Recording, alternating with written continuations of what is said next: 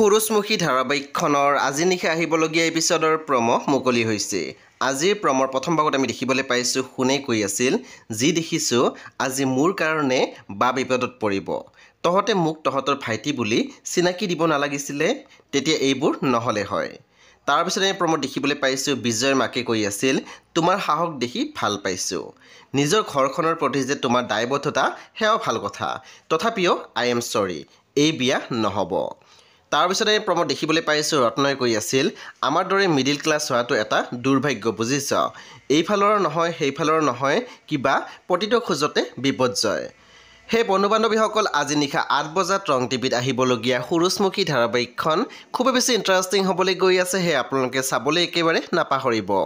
পৰৱৰ্তী আপডেটৰ বাবে আপোনালোকে মোৰ চেনেলটো ছাবস্ক্ৰাইব কৰি কাষত থকা বেল আইকন টিপি দিবলৈ একেবাৰে নাপাহৰিব। আৰু প্লিজ আপোনালোকে মোৰ ভিডিঅ' এটা লাইক কৰি দিব।